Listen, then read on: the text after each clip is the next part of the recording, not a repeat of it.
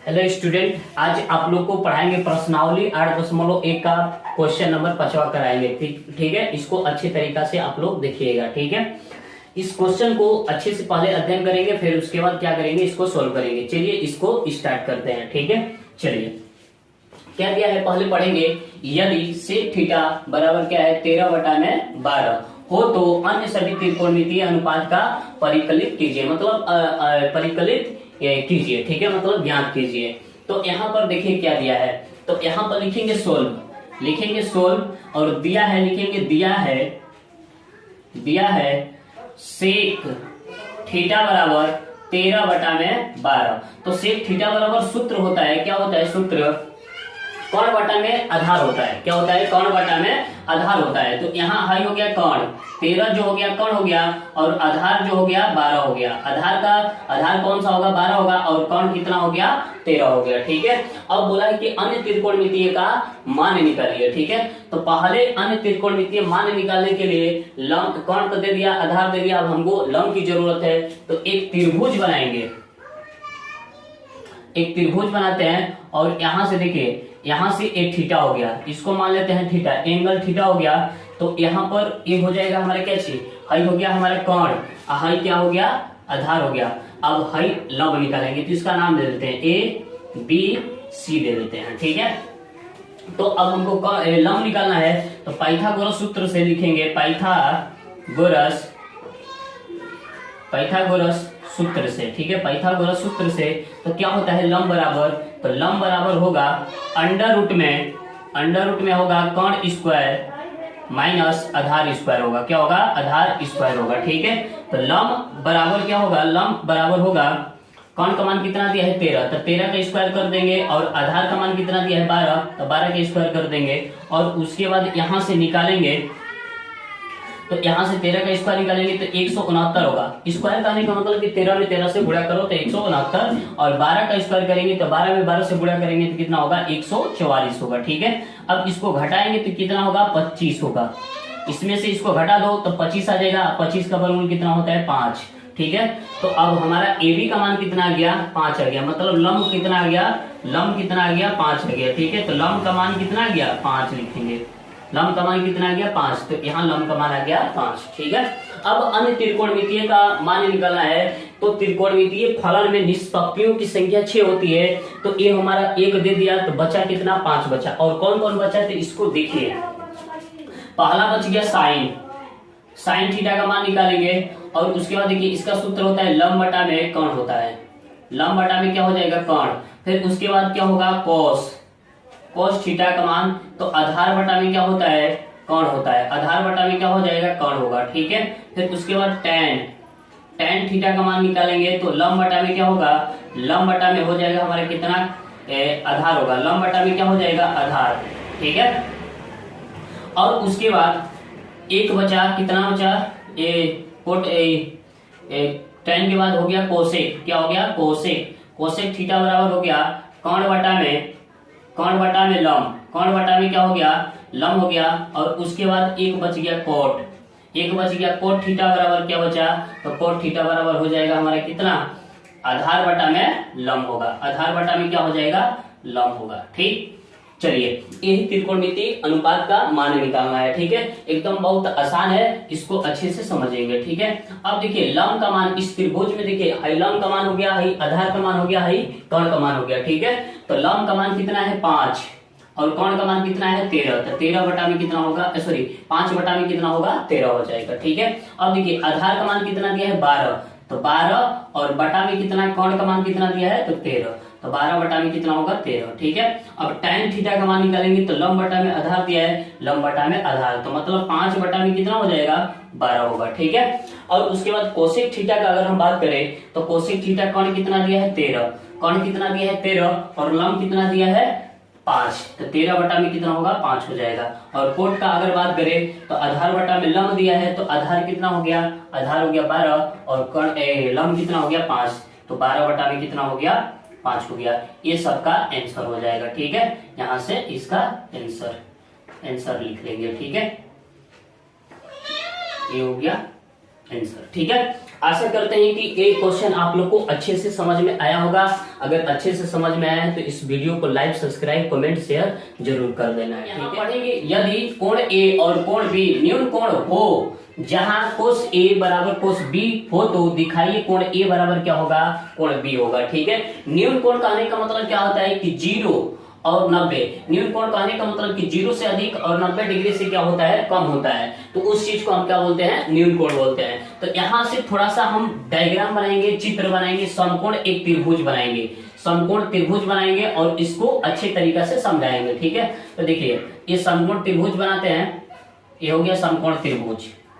ठीक है, बोला है कि कोण ए न्यून कोण है और कोण बी क्या है, न्यून कोण है। तो यहां से सी का अगर बात करें तो ये समकोण हो जाएगा। ठीक है, तो यहां लिख देंगे ए और सी, ए हो गया क्या हो गया, बी हो गया। ठीक है, इस चीज को आप लोग को अच्छे से समझना है। देखिए बोला है कि कोण ए और कोण बी क्या है, न्यून कोण है। तो न्यून कोण कहने का मतलब कि 0 डिग्री से अधिक और 90 डिग्री से क्या होना चाहिए, कम होना चाहिए। तो ए हो गया न्यून कोण हो गया, ए और बी क्या हो गया, न्यून कोण, और सी मान लेते हैं कि समकोण होता है। ठीक है, सी 90 डिग्री जिसका हो जाएगा वो होगा हमारा क्या चीज, समकोण होगा। ठीक है, चलिए तो यहाँ पर लिखेंगे, पहले लिखेंगे सोल्व, और सोल्व में लिखेंगे कि दिया है,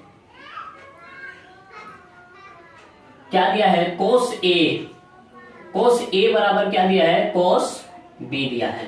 तो हमको सिद्ध करना है, क्या सिद्ध करना है, दिखाना है, सिद्ध करना है, सिद्ध करना है कि कोण ए बराबर कोण बी को प्रूफ करना है। ठीक है, चलिए अब प्रमाण में चलते हैं, थोड़ा सा प्रमाण लिखेंगे। तो प्रमाण में लिखेंगे, क्या लिखेंगे, तो देखिए कोस ए और बराबर क्या होता है, कोस बी। ठीक है, अब इस चीज को अच्छे से समझिए। तो देखिए कोस बराबर सूत्र होता है, क्या होता है, आधार बटा में क्या होता है, कर्ण होता है। तो दोनों आधार बटा में कर्ण होगा, लेकिन उसका एंगल अलग अलग होगा। ठीक है, अगर ए यहाँ पर दिया है तो इसके सामने वाला ए लंब होगा, हाई क्या हो जाएगा, आधार, आखिरी क्या होगा, कर्ण होगा। ठीक है, तो यहां से देखिए एंगल ए का, तो बीसी, देखिए बीसी नहीं होगा, क्योंकि इसके सामने वाला ए हो गया, लंब हो गया, हाई आधार हो गया। तो ए सी और बटा में क्या लिखेंगे, ए बी लिखेंगे, बटा में क्या होगा, ए बी होगा, ये हो गया हमारा कर्ण हो जाएगा। ठीक है, अब उसके बाद देखिए इसका भी सूत्र वही होता है, क्या होता है, सूत्र वही होगा, लेकिन एंगल के आधार पर क्या होगा, भुजा चेंज हो जाता है। ठीक है, तो देखिए कोण बी दिया है तो इसके सामने वाला ए लंब, हाई क्या हो जाएगा, आधार होगा। अगर ए दिया है तो ये लंब होगा, ये क्या हो जाएगा, आधार हो जाएगा। ठीक है, तो यहां से देखिए, तो अगर ए कोस बी का अगर बात करें तो इसके सामने वाला लंब, हाई क्या हो जाएगा, आधार हो जाएगा। तो बीसी और बटा में क्या होगा, ए बी होगा, बीसी बटा में क्या होगा, ए बी। अब देखिए ए बी से ए बी खत्म हो गया, तो क्या बचा, ए सी बराबर क्या बचा, बीसी बच गया। ए सी बराबर क्या हो गया, बीसी। तो अब देखिए ए सी बराबर बीसी हो गया, देखिए ए सी बराबर क्या हो गया, बीसी, मतलब दोनों भुजा आपस में बराबर हो गए, इनका दोनों कोण क्या होते हैं, बराबर भी हो जाएंगे। तो कोण ए बराबर क्या हो जाएंगे, कोण बी। ये हो गया हमारा क्या चीज, प्रूफ हो गया।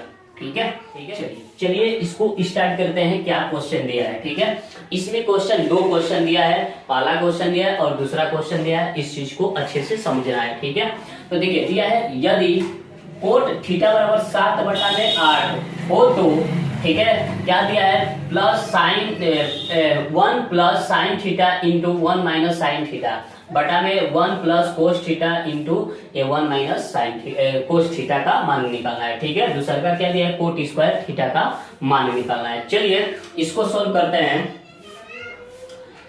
सोल्व करेंगे, लिखेंगे कि दिया है क्या दिया है, तो कोट थीटा बराबर कितना हो जाएगा, 7/8 होगा। ठीक है, तो पहला का मान निकालना है। पहला क्या क्वेश्चन दिया है, तो पहला दिया है 1 प्लस साइन थीटा और फिर उसके बाद 1 माइनस साइन थीटा बटा में 1 प्लस कोस थीटा और उसके बाद 1 माइनस कोस थीटा।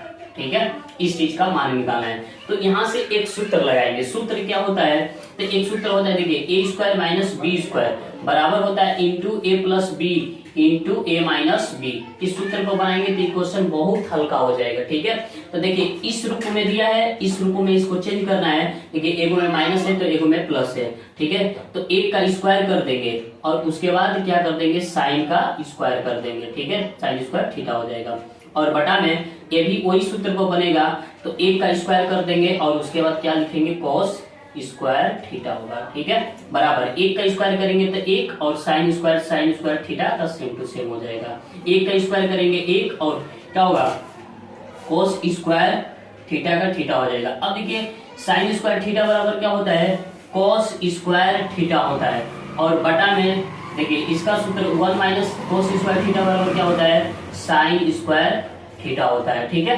अब देखिए इतना बराबर सूत्र का अगर हम बात करें तो इतना बराबर होता है कोट स्क्वायर थीटा होता है। ठीक है, तो कोट स्क्वायर थीटा का अगर हम बात करें तो इसका मान निकालना है। तो देखिए कोट का मान दिया है 7/8 दिया है। ठीक है, तो कोट स्क्वायर का निकालेंगे तो यहाँ पर लिख देंगे कोट स्क्वायर का मान क्या होगा, 7/8 का स्क्वायर कर देंगे। ठीक है, तो यहाँ 7 के स्क्वायर कर देंगे तो 49 और 8 का स्क्वायर करेंगे तो कितना होगा, 64। ठीक है, इसका ए आंसर हो गया। ठीक, अब उसके बाद दूसरका का अगर हम बात करते हैं तो दूसरका भी वही दिया है, क्या दिया है, कोट स्क्वायर थीटा।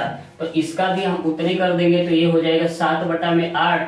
तो इसका स्क्वायर कर देंगे तो कितना हो जाएगा, 7 का स्क्वायर करेंगे तो कितना होगा, 64 और 7 का स्क्वायर करेंगे तो कितना होगा, 49 हो जाएगा। 7 का स्क्वायर करेंगे 49 और उसके बाद 8 का स्क्वायर कर देंगे तो कितना हो जाएगा, 64 होगा। ठीक है, ये हो गया हमारा आंसर। आशा करते हैं कि ये आप लोग को क्वेश्चन अच्छे से समझ में आ गया होगा।